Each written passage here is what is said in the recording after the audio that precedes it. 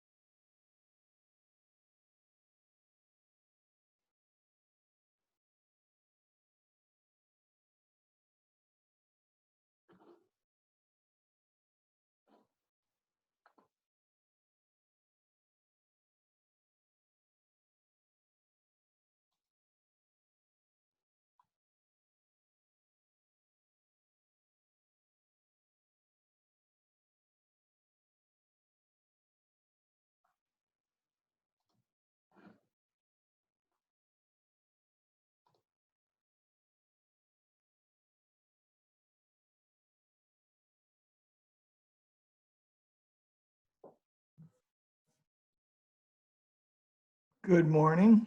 Good morning.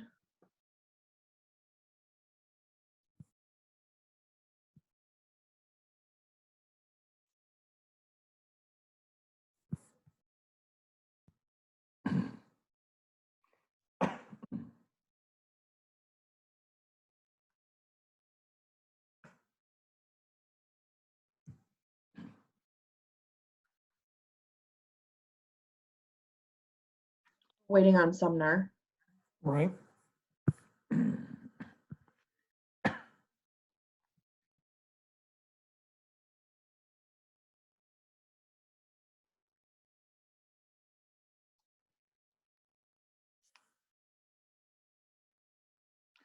So Janelle, Danielle Swallow is joining us to Yes. provide us some guidance and her insight.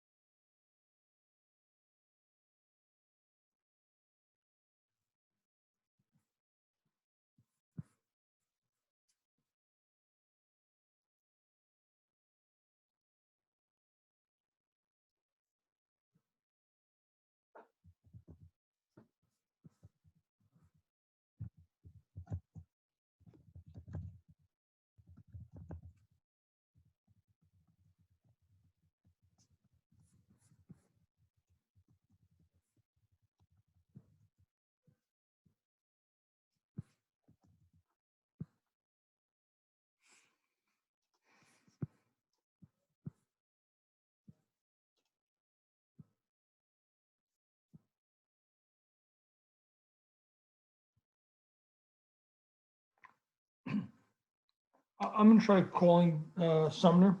Okay. I just sent him a quick email. Have you So heard back? you want to call him and then that would be wonderful.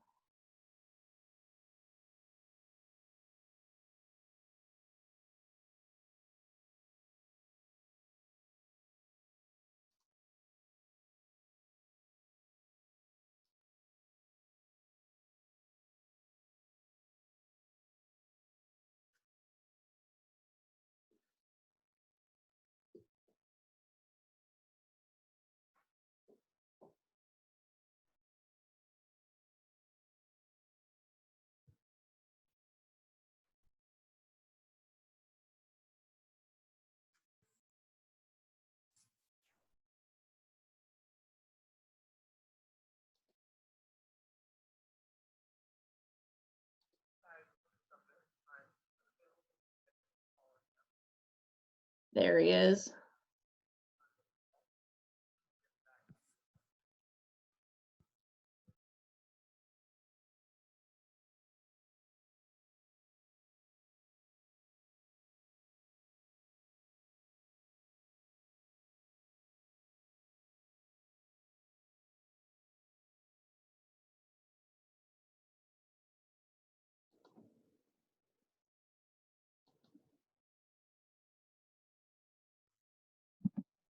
All right. Can you hear me? I can hear you. Great. Sorry. Am I allowed to say where I am if I'm not in Lewis? I'm a long way from Lewis, and it took a little while to break free of a conversation with a contractor downstairs. Anyway, so I'm good to go. Sorry. That's okay. Um,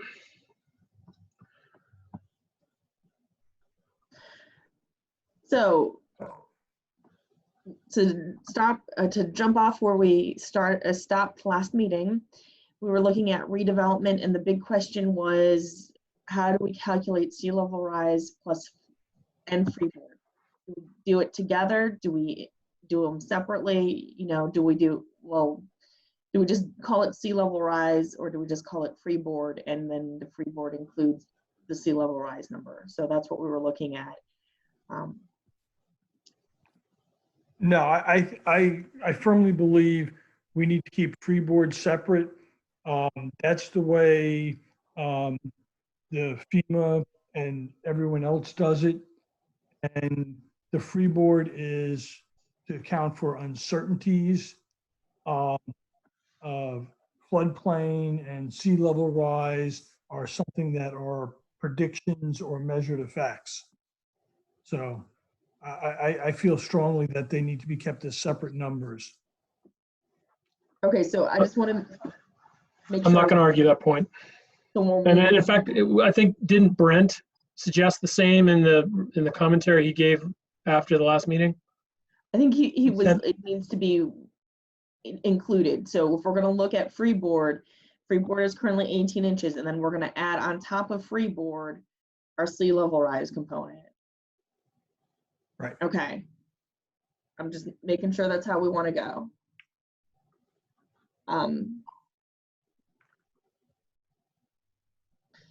So I will make sure that that is included in the redevelopment. So again, for everybody who's listening, it's you have 18 inches of freeboard, and then whatever the sea level rise requirement is.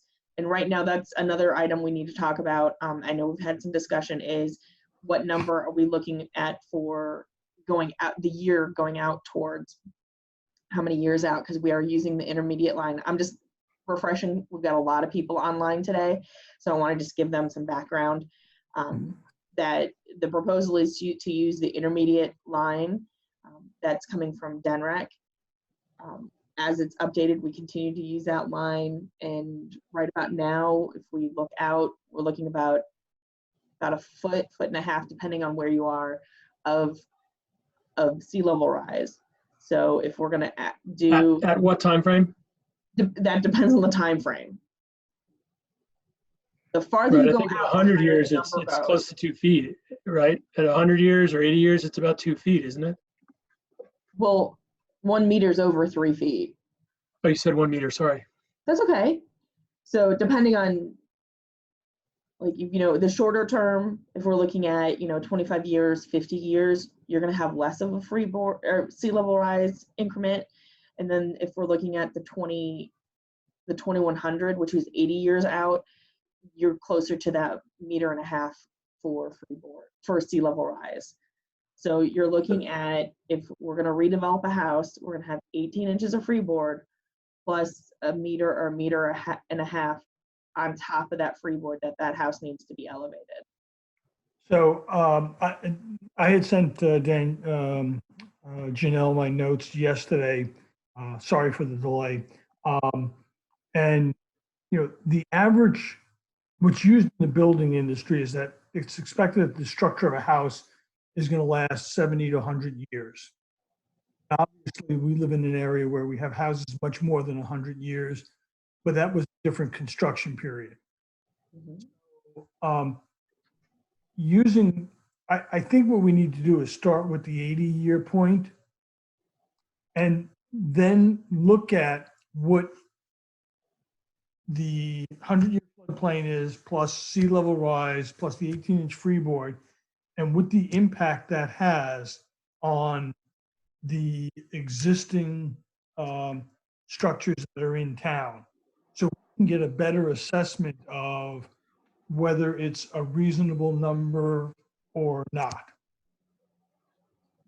So At this honestly, point, the number you need to worry about is you're doing 18 inches above base flood, plus whatever, we're talking a meter.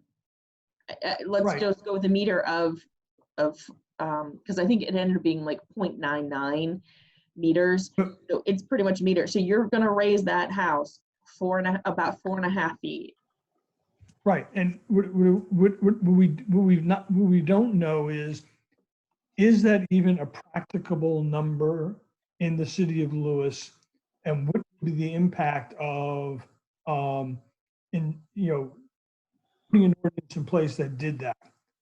I don't have a good feel for what AE plus 3 feet plus 18 inches does on Lewis Beach and in the Canary Creek drainage areas and other, the other sensitive areas of town. Does it make land totally unusable? Does it, do we lose all the structures in town? I don't have a good feeling for that right now. But I don't think we should be making, without some sort of an assessment, basically what you're getting at there, Tom, I don't think we should be too quick to pick a number. I mean, ideally, whatever numbers we choose here should be numbers that are based in the science, based in our understanding of where we need to be safe, to protect human health and safety, welfare, as well as hopefully ecological welfare, as far out as we all believe we need to be planning. And I don't want to be compromising those values until we do it with a kind of assessment that I think Tom's getting to now. We need to really look at what the impacts are for different levels. We're talking numbers here. We're throwing numbers out, but I think before we could really pick one as a city, we'd need to assess the impact of whatever that number would be. Whether it be whatever it would be.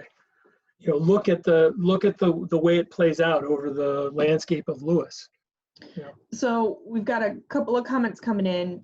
If we're looking at factoring in sea level rise plus a meter if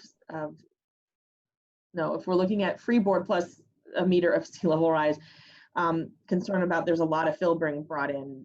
Just so everybody knows, there's another subcommittee looking at prohibiting fill in the floodplain. So they're looking at that.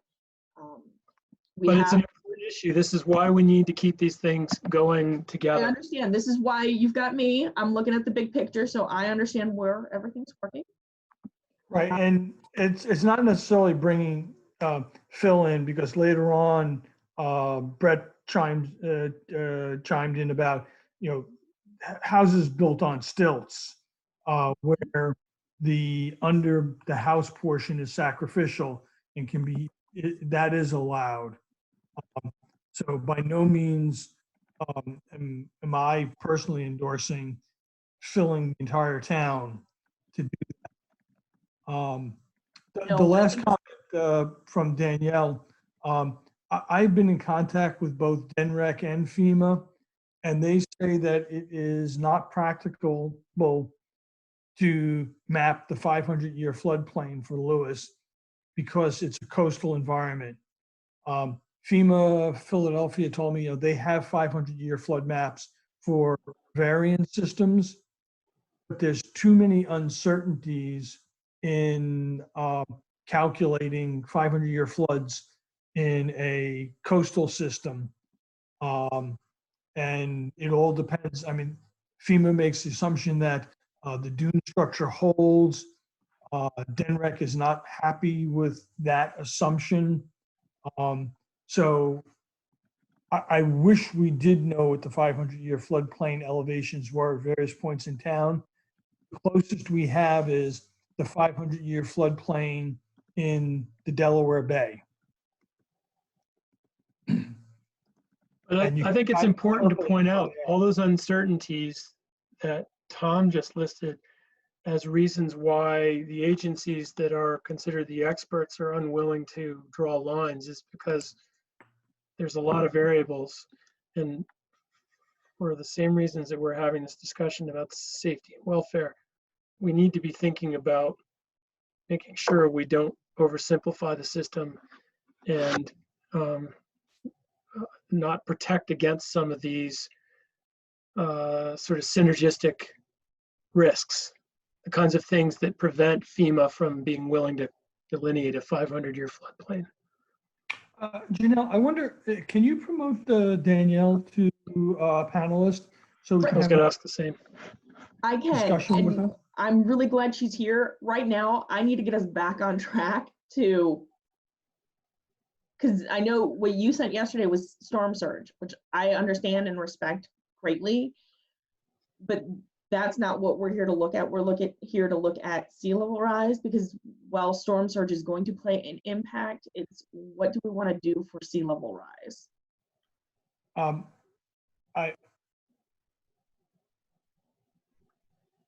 I'm just trying to get us to focus and figure out what path we're going forward, because we're getting a little bit off. I think we need to, we have this conversation basically every time we meet. I may misinterpret the way the city asked the Planning Commission to look at sea level rise. But whenever I've heard the City Council refer to sea level rise, it seems to me that it's sea level rise and the ramifications that come from sea level rise, including the confounding factor of things like storm surge. And so, I mean, I'm not sure that we need to push off this storm surge discussion. In terms of figuring out these numbers of where houses need to be and base flood elevations, all of this stuff it's a probability game. It's figuring out, how often water is going to be at a certain level. Some of that is going to be based on the predictable rate of sea level rise as evidenced by those blue line curves that you referred to a few minutes ago, Danielle or Janelle, but then there are all the other factors that confound and complicate the ultimate level of the water around here. It's all part of sea level rise as I see it. It's the variability of the effects of sea level rise. Now, I may have it completely wrong, but nobody else in Planning Commission or in the city right now is considering all these other factors. I mean, the mitigation group is, but they're talking about a million other things. So Somehow, those all actually play together. And Brent actually wanted to let us know that storm surge is actually built into the 100-year. So there is some looking at that. There's also, again, this is why we're calling this section of the code resiliency. It is not called sea level rise. We're just going to focus on one part, which is the sea level rise, understanding that storm surge is a part of that. Again, and then the resiliency team's looking at things, the buffer is looking at things. So I'm keeping track and making sure all of it's working holistically together. But Janelle, I just want to correct one thing. We were not chartered by City Council to do anything on sea level rise. They did ask for the floodplain ordinance to look at fill. This committee was set up unilaterally by Planning Commission to provide guidance, because for 2 years we've had this discussion that happened in City Council and was never put into the ordinances. So because as Summer said, mitigation wasn't taking it up, Planning Commission decided to take it up on our own. And if we're talking about sea level rise in its general sense, I agree with Sumner 100%. We're talking about setting what is the base elevation that we should be building to? And that's got to take into account the floodplain, the AE, the active zones, the sea level rise, and then the uncertainty factor. So we cannot create a sea level ordinance, a rise ordinance that is just looking at sea level rise and then say at some point we're going to throw something else down the line and raise the base elevations up. That's not reasonable to developers because that's an uncertain regulatory environment. So go ahead. So that's, I mean, that's where I'm coming from. And I agree, we need to take off, I mean, and that's why floodplain is great, buffer is great, but they are separate from what is the base building elevation that we're going to put the first floor of a house at. That's already been determined by the base flood elevation. We're talking about changing that here. No, we're not talking about changing the base flood elevation. The base flood elevation is what it is. We're talking about how much above the base flood elevation are we going to build. Okay, yes. So that's what we're trying to figure out. You're saying a building line, it's not going to be the base flood elevation as FEMA designates it. You're saying where's the city comfortable having the bottom of a buildable floor or whatever the Robin would be able to specify. Yeah, and I apologize. So I might have used confused when I said what's the base, and I shouldn't have used that term because BFE is a defined term. What is the first floor elevation of a house? Where does habitable space start? And that's gonna, so this is what, and last time we talked about Norfolk, Virginia, and they just said freeboard's 3 feet. Freeboard is 3 feet. So from where your base flood elevation, because everybody's a little bit different depending on what flood zone they're in. Your base flood is like, I've got a base flood of 6, Tom's got a base flood of 7, and then you add 3 feet above that. So you're building, the bottom of that first floor is going to be, you know, my number plus 3 feet, your number plus 3 feet.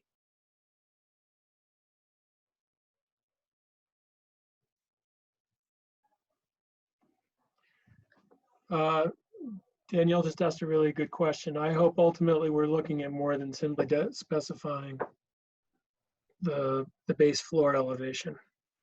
There are a whole lot of other things that we should be considering. Yeah, I was using that as a simplistic, because obviously we're talking about roadways, driveways, infrastructure, so on. Yep, today we're looking at redevelopment. So those areas that already have houses, already have existing structures, how do we want to look at when they build to the level of sea level rise, knowing that they've got 18 inches of freeboard they need to do? Do we want to put them at a year for sea level rise, put them at that 50, which is what we've discussed? Or do we want to put that, which again was the kind of direction that council gave us when they adopted their resolution, was, hey, use the intermediate line. But do we want, what year do we want to use? And then are we going to add, so do we want to go, okay, sea level rise includes the freeboard, or we're going to do freeboard plus sea level rise? So we could end up, depending on certain areas, raising a house over 4 feet. I will repeat, and I think Sumner agreed with me. We want to start with the 100-year floodplain plus sea level rise at 80 years plus 18 inches of freeboard. However, we then need to see what the impact of that is on the town to determine whether that is a achievable goal. So I would suggest, because Brent had a recommendation, going look at Cedar Avenue. Most of those properties are 18 inches above. So, and that's where we're going to have a lot. Lewis Beach area is going to be impacted by sea level rise. Go out there and kind of look and then picture what the 80-year is going to look like, which is about 0.99 meters is what I just call it, a meter of sea level rise. So we got 18 inches. which they're there, and then add at 3¼ feet on top of that. And I think that's something you can take a look at. Let me know if that makes sense. If that's too much. I don't think you can, because the terrain changes as you go down Cedar. I mean, we know that there are portions up on Cedar out by the beach house and stuff like that that flood. There are other portions, so Cedar undulates. So I think without having the elevation certificates tell us where the base, where the bottom floor of the house is, on a terrain map, you can't tell. And secondly, that's all well and good for Lewis Beach, but there's the Canary Creek side, the back bays, if you will, for an imprecise term, that is equally subject to flooding. Absolutely. Again, we're not going to solve flooding today. What we're trying to address is, because any new building is supposed to be currently addressed for flooding, because they're in the floodplain, they've got their 18 inches of freeboard. What we're looking at doing is further future flooding from sea level rise.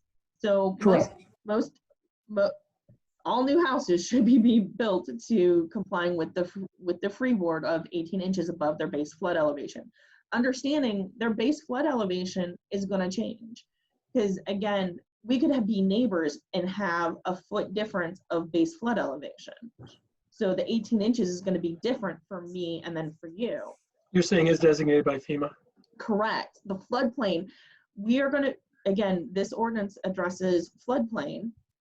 It impacts the properties that are in the floodplain. So we have a base flood elevation for all of those properties. To get a building permit, you have to have an elevation certificate that tells you what your base flood elevation is. And then when you get your CO, you have to verify that you've built to that 18 inches above the base flood elevation.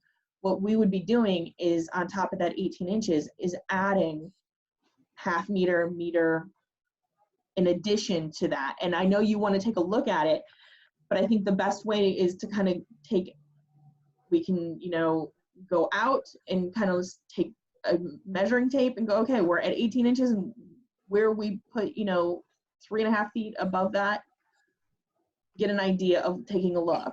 I got to tell you, having done a lot of land surveying, taking a tape measure, measuring off the ground, is deceptive at best and gives you a full sense of confidence. And what Brett basically just says the same thing in his comments. I agree. I'm just trying to get you to understand the visual, because my understanding is you've got a concern about the visual and what it's going to look at. It's not the visual. I'm talking about the practicality of how, maybe I should phrase it a different way. How many houses that are currently built would wind up becoming non-conforming based upon us adopting AE plus sea level rise plus 18 inches of freeboard? Again, it's only going to be impacted. So the way the ordinance was written is when there's substantial damage or substantial improvement. I understand that. I'm not, but those are going to be grandfathered in as non-conforming structures. And what I want to know this is going to impact every property that's in the floodplain. By how much, though? I don't know whether we're talking about 6 inches or whether every... No, we're talking feet, because they're already at 18 inches. So depending on where that line, you're talking about 80 years. That 80 years is over 3 feet. So you're talking all of those houses are going to have to be elevated if there's substantial damage or substantial improvement. They're going to have to comply, and they're going to be building about, from what they currently are, which is 18 inches, another 3 feet above. So Danielle's got a good question. Danielle, we've been talking about all these things, and I think basically what Janelle's asking has been pushing us to do is, do we fold everything into perhaps a larger freeboard figure? Like, if I understand what Brent's been saying about Norfolk, that's what they did. They picked basically 3-foot freeboard. Is that right? Correct. All right. That took care of all the sea level rise related possible flooding that might happen over the term looking into the future. If I understand what normal. They just did a straight number. So Right. yeah, they took, So- and it's like, well, certain areas might be impacted by 1.5 feet or others by a foot. They just did straight. Everybody is equal to 3 feet. Right, and the downside I see with that is that it makes it more difficult to revise in the future. I mean, it's accomplishing the same thing at this point in time, but since we're trying to tie our ordinance to the routine updates of the sea level rise curve, keeping the individual components separate, Right. just to make sense. The outcome shouldn't be any different. It's just that you've got FEMA responsible for one part, the flood zone, floodplain. You've got NOAA and the state of Delaware responsible for the sea level rise component, and then we have us with the 18 inches of freeboard.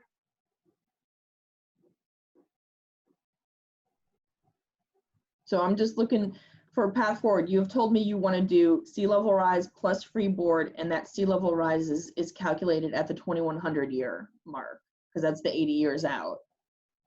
Correct. Okay. So, and Danielle had a question about height, and that is definitely an issue. So what I had proposed is the height of the structure should be measured at the base flood elevation or the bottom of the freeboard, because if we're going to end up raising a house 4 feet, which they're going to end up needing to, we're going to have to address the height. And again, as we talked about it, if we're raising a house 4 feet, make a 2-story house at 34 feet is going to be difficult, because you're losing 4 feet right off there. So I know we had discussed, how do we calculate the height of the house with the new sea level rise information.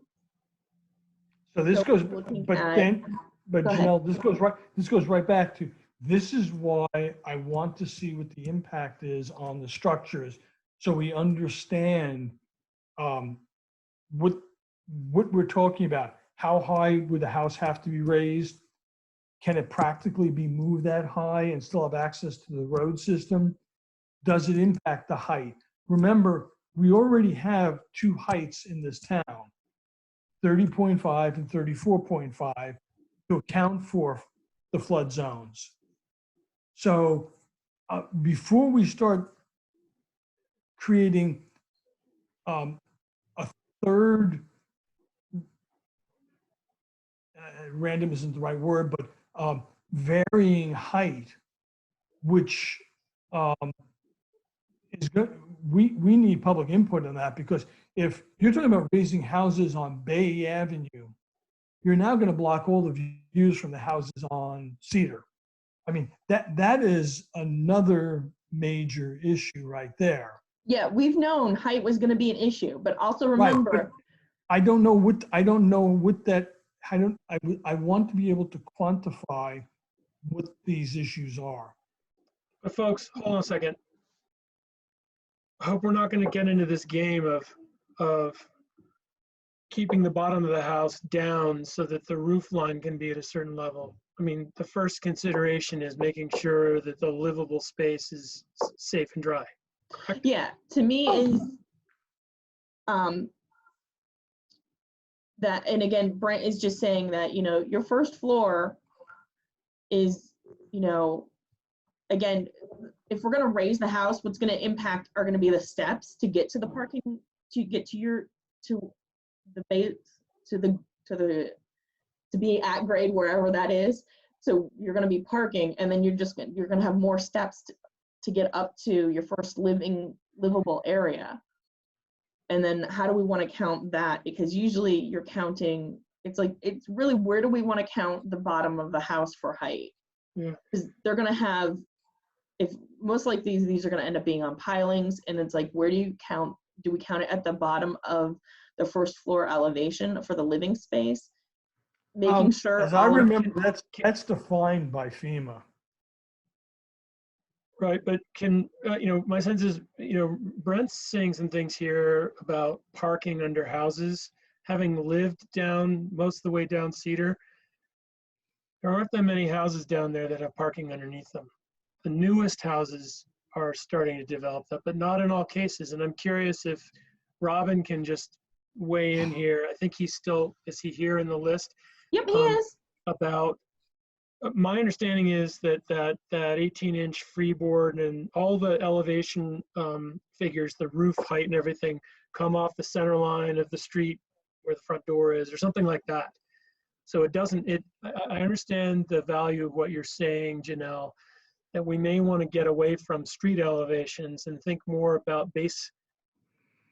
Working, as I think Brent suggested, working off of NAVD 88 or some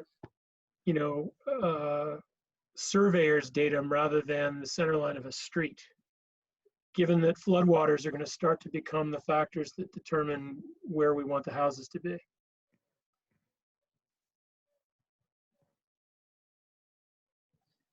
Sorry, I'm reading the comments as they're coming in so I can stay on top. And I'm not taking a position. I'm just trying to figure out, trying to get us to focus and to move forward. Because, so like Brent said, if you're looking at, Right. as just an example, your grade is at 5, your flood zone is 8, your first floor is going to be 12. So you've already got 4 feet above, which he's saying would meet. And then there's apparently 2 examples of that. So this would be a new zoning district, Danielle, and we would notify everybody.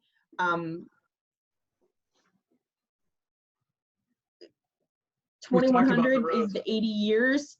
It's where the subcommittee has decided they want to go for that, understanding that we're going to have difficulties with just access for that in 2100.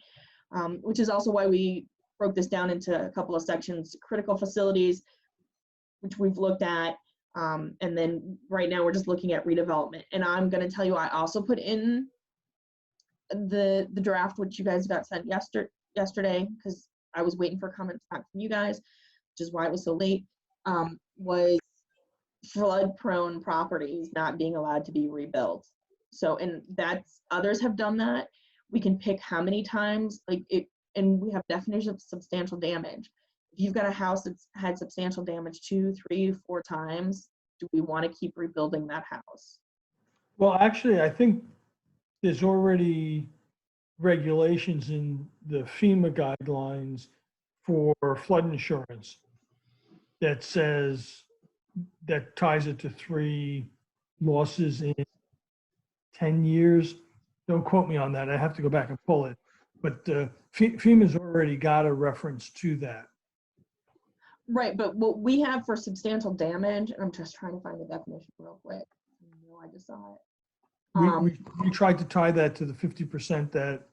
It's the 50% or on 2 separate occasions during the 10-year. Okay, it's 2. Making sure you come into compliance. But do you want to continue to, if you've got houses that are being impacted that many times and to that degree, do you just want to say at some point you're not rebuilding that house? Because one, if we're just having flooding problems now, by 2100 with that 80-year, what do we want to do? I'm just throwing it out there. I'm not taking a side, because I know there was concerns about continuing to allow that to happen. Having lived in a house for a while and having driven and ridden all over the Cedar area, all over the area that I think is the most likely place to be redeveloped and subject to this flooding, it seems to me the first question is, if you have multiple flooding events that cause substantial damage, whatever the case may be, to kick on is it worth rebuilding? The first question is, well, is there a way in what we're talking about now to actually rebuild the house and make it less susceptible to this frequent flooding before you're writing it off completely?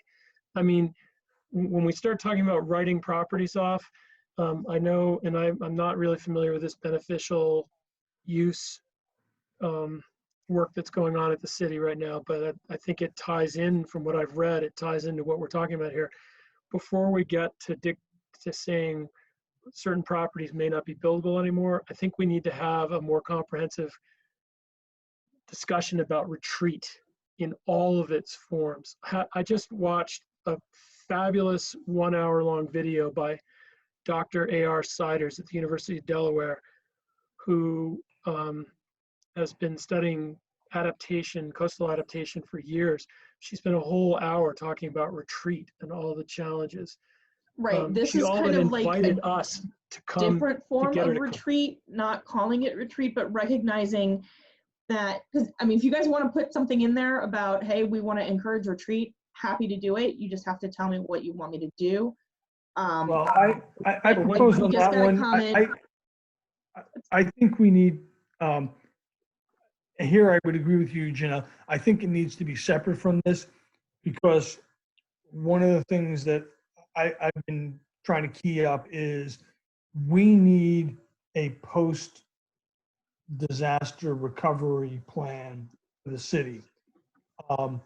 We do not have, if the son of Sandy hits and wipes out Lewis Beach, for lack of a better word, like we have a future land use map in the comprehensive plan.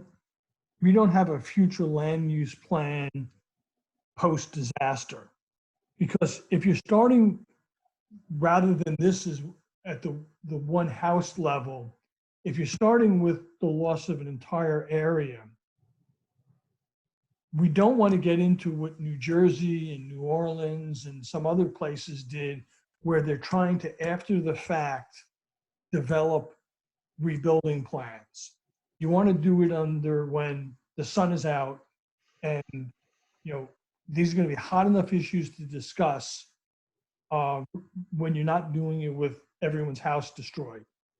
Right, I think that's I think as a totally separate from this, that is something I've keyed up that we need to address next. But I think as part of our sea level rise, I completely understand your concern and need for a post-disaster plan, but I think we can also start planning for that as part of the sea level rise, because we're witnessing the sea level rise coming in. And as Danielle just said, this is starting to lay that kind of ground for some of that stuff that we're seeing, and we can get that into code. We know we've got houses that, if there's just a strong, last night I got a massive thunderstorm at my house. If that had done some damage and flooding, and I had to like rebuild my house, and then it happens again and I have to rebuild my house, and then I have to continue, at what point does that make it safe for myself, my neighbors, and the community? So I'm just putting that out there, that I think, and other I believe Norfolk had done this, and several others had done this, that they put it in there that said, you've got flood-prone properties. You're not going to, at a certain level, you're not rebuilding that house. So it starts to lay that groundwork, starts to slowly get some of the things that you guys have been talking about into the code right now. So Phil Barnes had put a comment in, and Phil, we had discussed that at one of the very early meetings that we had, and Janelle did a great job of presenting some flood maps, because that was, your concern was exactly mine, and it showed that if you look at the bathtub curves, if you chose 3 feet, all the areas that would be impacted by sea level rise are all directly adjacent to the AE flood zones. And they do not penetrate very far into the city from that perspective. So when Janelle presented those maps, that alleviated that concern for right now from my mind.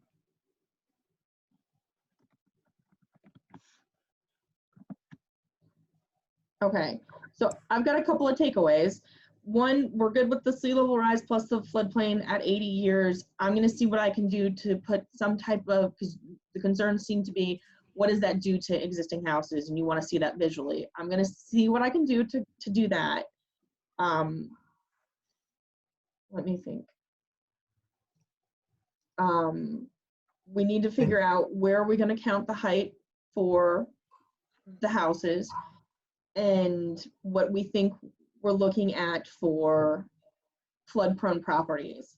And I know for you, Sumner, for redevelopment, I also put in there, let's reduce the lot coverage, which right now is 65%. Yeah, so You reduce that to like 50%. So if you're gonna rebuild, that's great, but your lot coverage needs to come down to allow water, more space for water. yeah, I mean, I'm not an engineer, and I think I've made this point before, but you know, I'm all for exploring that reduced impervious cover as an important factor. My worry down in that Cedar Street area is the groundwater is so close to the surface for so much of the year these days. You know, when it starts raining, that sand fills up pretty quickly, and it doesn't matter how much of the land is pervious or impervious. It's basically all impervious because it's saturated. You know, it may help a little bit, but I'm not sure it's going to help as much as we might hope it will. Maybe an engineer online here can weigh in on this, but yeah, I think it's good for us to look at it. I don't know how much of the problem it's going to solve having a reduced coverage. So do you want me to leave that in there, or do you want me to take that out and put it into the resiliency? Because I'm pretty sure that's going to come from a mitigation team as a recommendation. Well, that brings me, yeah, that brings me to a question that I, you know, I don't, maybe this isn't the time, but I'm curious if there's a way to get Danielle either now or some other way, just to get, you know, Danielle sitting here listening to us, you know, how I don't want to be trying to reinvent the wheel. The mitigation committee's been meeting and talking about some of these issues for years. I don't want to get out of step with them. I want to complement what's going on there. And I'm kind of out of touch with what's there. Maybe this is all ground that they've hashed over enough. We don't need to be wasting our time here. So it's actually going to be on their next agenda, which is in like 2 weeks, I think. I just saw the agenda posted. So what I did is I took the Quinn report, the flood study, and a bunch of other studies and put some recommendations, all the recommendations together. So I know that's going to be presented to the mitigation team at their next meeting. At least that's my understanding. I always thought was the agenda got posted. I haven't actually looked at the agenda yet to verify, and have them kind of like go through and see what we've done, what can be done, what they think is relevant, which is why I left that entire section of resiliency as letter C for the draft ordinance, because we all know there's going to be things coming out of them, and I know we're going to end up bringing some of that back. Hopefully, while they're working, we can kind of tie that some into this, because again, we originally saw this as a 3-step process in taking the ordinance, getting it adopted 3 times. Right now we're at 2, because we've kind of discussed the critical facilities. I think we've got that pretty well down, and now we're focusing on redevelopment because you guys wanted to tie those back in together. And again, remember, the way this has been structured is that we can continue to add to this section of code as groups continue to work. But if you want to hear from Danielle, I will happily let her talk. Going back to the issue about pervious, impervious, I don't know that it belongs in this section with sea level rise. I think that's, and some of you know, I firmly believe in it, that needs to be addressed. There is the study that was done by ACT that addresses part of it, but I don't, it's not directly related to sea level rise. It's more rainfall events. It's those. Yeah, but that's why I brought this up. I mean, sea level rise is changing the base condition, as it were. I agree. Because groundwater is rising. And also the nature of precipitation events is changing. Yeah, I just threw it in there because it had been discussed at the previous meeting, so I just wanted to see what you guys thought about it. So apparently that one's gonna go off and land in the resiliency section, or do you want me to leave it in? I think we should put in the parking lot and Yeah. make sure we capture it someplace else. Okay, yeah. Back of my head is it will definitely be in the code somewhere for these items. I mean, this is the challenge, is that I'll speak for myself. There's so many issues tied to the sea level rise question. I've been rattling on them since we started this committee. But we need to try to keep all those connections together, whether or not they belong in this section of this part of the code, I can't say yet, but just want to make sure that as we're discussing these things, the parking lot becomes a really important part. We don't want to lose them. No, and again, that's why I put that in there, because we're talking about redevelopment. We know we have issues where in the areas that are already in the floodplain, they have a 60 to 65% lot coverage. So if we're going to allow them based on sea level rise to redevelopment, to me, it thought maybe this is the good spot to go, okay, you're in redevelopment in our sea level rise areas, back down that lot coverage. Now, one of the other ways of dealing with that, and maybe it's been covered, I'm sorry, I'm a little foggy this morning, one of Danielle's comments, and I gotta say, I love the fact that there's this chat, there's all this great stuff, but it's very frustrating to try to hear what people are saying and read the comments and be able to put it all together. I miss the old days when everybody was sitting in a room and there were mics and we could all listen to everything at once. Danielle made a comment about flood overlay zone. Is there value in having that? I mean, clearly we keep talking about this area on the other side of the canal. Should we be treating that as a distinct area that we know has a set of issues? And like Thomas suggested, maybe part of the flood overlay zone includes the most flood prone areas in the, Canary Creek watershed area,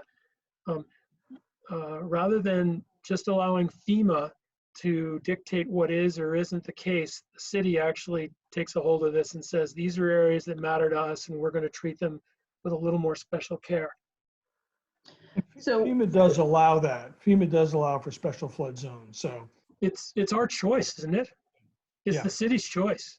So we've already gotten consensus that this section of code, while we're not calling it an overlay, is going to impact every property that is in the flood zone, AE, VE, the 0.2%. If you're in the zone X, you're good. But if you're in one of those categories, and I know I'm missing a few, this section of code will apply to you.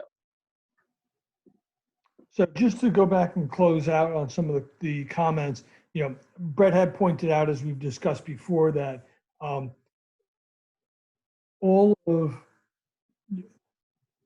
FEMA only controls what is reimbursable by the federal government and flood insurance, and on top of it, the flood insurance is limited to $250,000. So, you talk about, a $2 million house on Lewis Beach. If it's built without a bank loan, they're not required to have insurance. B, even if it does have insurance, it's a fraction of the cost of the house. So, that the withholding of federal monies isn't necessarily going to stop things. But he also points out that, and this is where our purview comes in, that we're responsible for the health and safety of not only the homeowners, but the first responders and the neighbors. And that's what gives us, in my opinion, the jurisdiction to actually do this.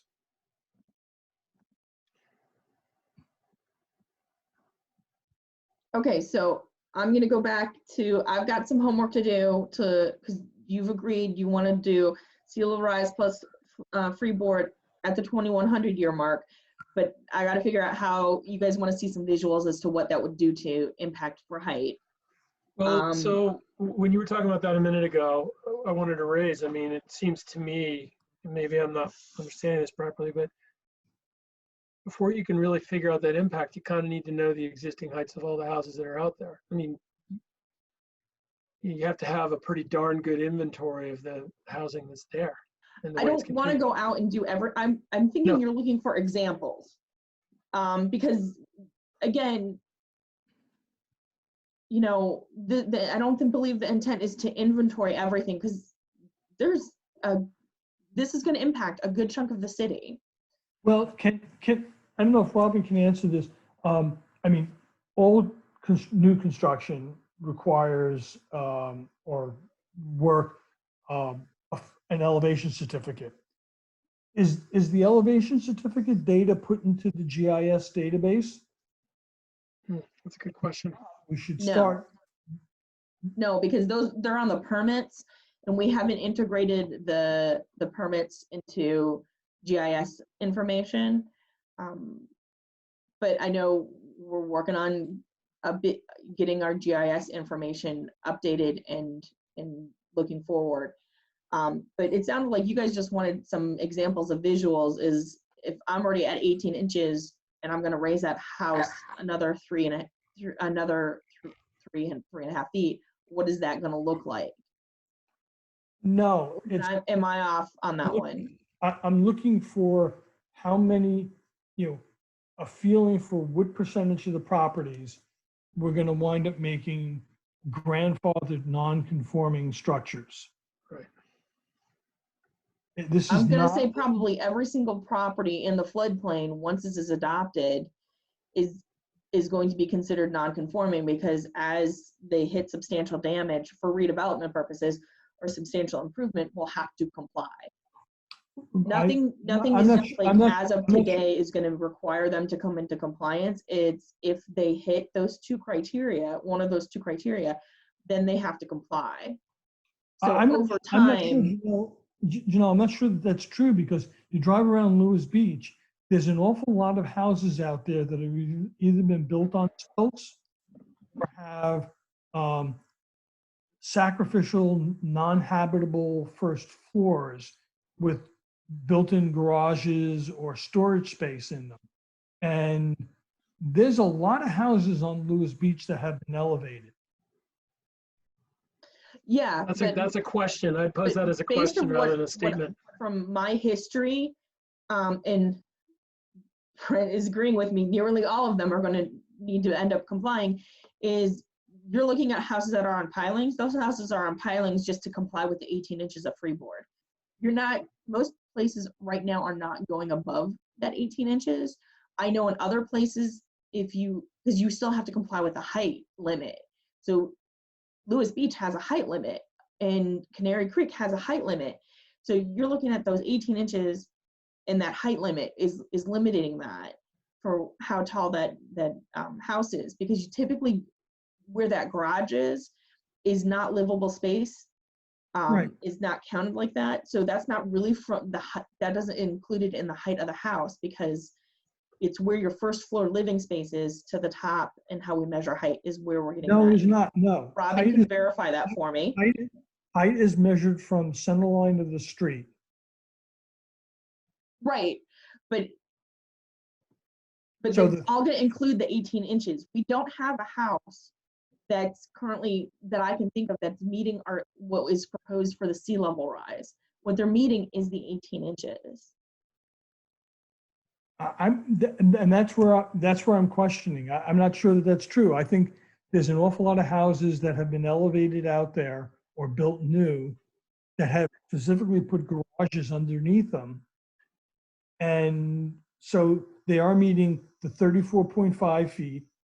They are probably well above what we would be requiring from a sea level rise elevation.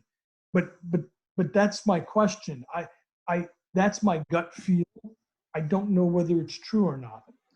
Yeah, my gut feeling is the opposite of that, because most places you're going to build to that minimum, because if you're building above that, your height becomes an issue for the building, because where you're measuring your height from. And then because like in other places they have, if you add an additional foot or two of freeboard, you get an extra foot or two in height for the building. What I can do is work with Robin to take a look at some of those base flood elevations, the before and after. But I would be surprised that you know, they're gonna be, let's see, Brent is like, he thinks maybe one maybe just built, but most of them are gonna be meeting that, just No, the 18 inches freeboard. I can think of at least all the houses that were built on Market and Anglers are up on stilts to allow for parking underneath. There are houses on Bay Avenue, which are up on stilts. There's several houses that are built on Cedar, where there's massive staircases going up so that there was garage space underneath. I can think off the top of my head of. Yeah, I'll work with Robin and we'll get that information and we can bring that back to you for the next meeting. Because there's no way we can justify this to city council without having what the impact is going to be. I mean, you know, I mean, right, you're looking for examples, understood. I've got that down, that's, I need to find some examples. You know, the question that I have in my mind relative to what you talked with Robin about, it has to do with, okay, it might say, I agree with Tom. There's been sort of a trend in the houses that seems like more of the most recent buildings are being built higher, something that actually could serve the purpose of putting cars underneath the house. My sense is that also means that it's likely not going to be a 3-story house, it's going to be a 2-story house.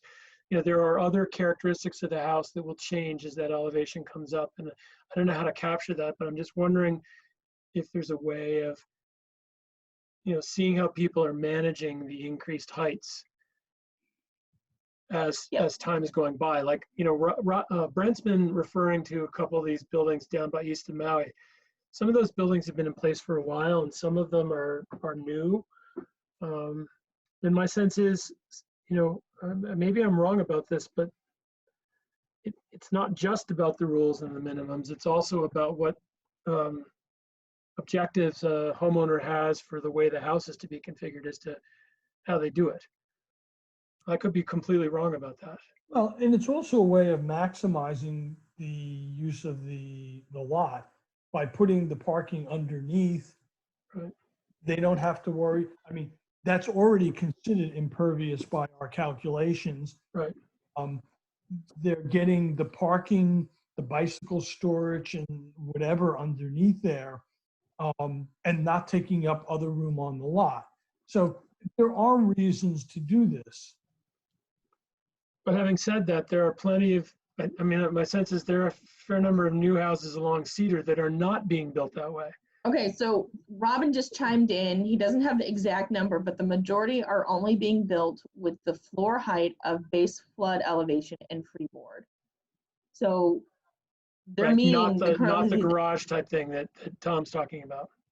So they're meeting just the current. So again, picture those, they're gonna have to end up being built higher if this is how you wanna go.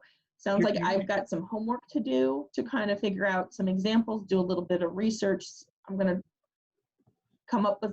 try and come up with something, because I think this is a visual thing that you guys are looking at and you wanna see. Am I correct on that? You wanna see, you know, where this is gonna hit and where it's gonna do. But again, remember, this is gonna impact almost every property, because there might be one or two. I'll double check, Tom, because you might be right. It's possible I'm wrong. There might be more that do comply with what we're proposing. But we'll take a look and kind of get an idea of that so we can firm up the redevelopment section. Sounds like, and that will then lead into the height discussion as to where then for redevelopment and sea level rise, we can calculate height slightly differently. So how do we want to do that? Looks like I think it sounds like we're okay with, you know, if we've got flood prone properties, maybe we expand that a little bit to be more specific for, you know, number of times for not redeveloping. Am I good with that one? Am I reading you guys right? Yeah, I think so. Okay. And then Barbara, I noticed that in the Q&A, Barbara Warnell asked a question about how many structures have been rebuilt several times. That maybe we've got that. And now she's just popped something else up about the flood mitigation guide for historic properties. yeah, I'm gonna find examples. I don't know how many structures have been rebuilt that many times. That would be a project we'd have to look into. But that's something, I mean, I think we wanted, it wouldn't surprise me that a number of structures have been rebuilt multiple times or because we've had issues and some of those houses are older. But I think it's what we want to look at going forward. And then you want to take the lot coverage that I put in and not have that in the sea level rise portion, but probably in the resiliency portion of the code. Is that what I'm hearing? I think so. Okay. Sure. All right. Do you guys want to focus on anything else on redevelopment today? Sounds like we've got some more homework to do, look at examples to kind of figure out, well, we like the sea level rise in freeboard at the 80 years. We really want to, before we nail that down, we want to get a more of a visual and an impact that'll have on the community. And that's going to lead into our height discussion. I mean, the visual is, the way you're using this visual is, you know, what's a house looking from the street going to look like, I'm assuming. But I think what I heard Tom saying was we also need to get a sense of how many properties Correct. That's are going to be affected by this. You know, what's Right. And again, the I burden? think a majority of them, but we're going to do a little bit of research and see, because again, Robin did weigh in thinking most of them are just meeting the minimum base flood. But we'll try and figure out a way to get that information so we can figure out number impacted.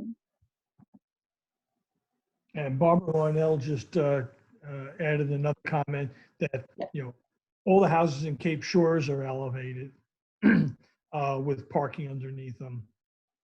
And that's my point, is that I think if you go out and do an honest inventory, that we'll find there's a fair amount. Well, I'm going to tell you, we're not going to have the manpower at the time to do an inventory of every property. We're going to get a couple of examples and try to figure that out and see what we have data for. Because I'm going to guess you're going to want to meet in 2 weeks and we're all working on other things. So I'm going to try and, you know, get an idea of some examples, just to kind of. If we need more time to get this thing, we need to have.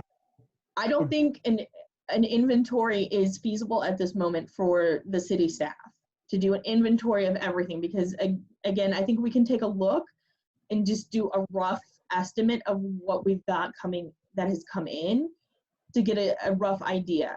Because remember, at some point, this is going to impact pretty much every property that's in the floodplain that exists today. And then we will work on how are we going to address the properties that are vacant at the moment and how will they comply with new development. So again, the houses might look higher, but they might be meeting the sea level rise. They might just be meeting the floodplain. So we'll try to get an idea, but doing an entire inventory of all the houses, that is going to be too much that's just not practical at this point in time. And that would require, I think, because that would also require some money, that I think that would need to come from a directive from council to do that. But I think we can definitely get some examples to take a look at to provide information. So Janelle, I had a goofy thought. Given my GIS background, I haven't worked with the data set well enough, but I'm just wondering if the LiDAR data set would give us at least roof heights around the city. We'd have a sense of how many of them are what roof elevation versus the elevation of the surrounding ground around the house. Maybe asking too much of the LiDAR data set. That's a parking lot issue. I just wanted to say it before I forgot it. Okay. Maybe there's there's an engineer out there, somebody out there in the call that would better understand what I'm saying and be able to answer it. I've added it to my list. Thank you. And Thank you. Sumner, Janelle, I'm going to send you guys a report that was done by UBS for the DPW back in 2007, I think it was, when stormwater management utility was set up under BPW. And it has some very good insight, and a lot of it's still valid with respect to flooding and ponding and stormwater management. Yeah, absolutely. Send it. We'll take a look. So I think we're good for today. Yes. When do we want to meet again? Ooh, I don't know that I can tell you today, given where I am right now. So what we've been doing is about every 2 weeks. So I'm going to tell you, I'm looking at my calendar. Today, that would be August 5th. The next one would be August 12th, and I'm unavailable for that, or August 19th, which would be a month from now. I can tell you the 19th is going to be very difficult for me. The 2-week time frame may be a little difficult. Is there another day in that week of the 9th, 10th that we could do? We could do the 10th or the 11th of August. The 10th would be my preference. Okay. Tom, are you okay with that? 1 second, August 10th, you're saying? It's a Monday. It's a Monday. I would need probably early afternoon. Okay. I know we've been doing 11, but City council that night, just for your sake, Janelle. yes, But it is. I think I'm available. So like 1 o'clock? 1 o'clock, okay, Tom? Uh-oh. I think he froze. Yeah, he's frozen. Okay, well, I'll get verification from Tom that 1 o'clock, Sure. just 1 o'clock, good, Tom? Yeah. Okay, Mhm. perfect. All right, so everybody who's listening, thank you very much. August 10th at 1 p.m., we'll be getting back together and trying to move through redevelopment of sea level rise properties. Thank All you right, as always, Janelle. Good. All right. Thank you. You're welcome. Have a great rest of your day. Bye, everybody. Thanks, you too.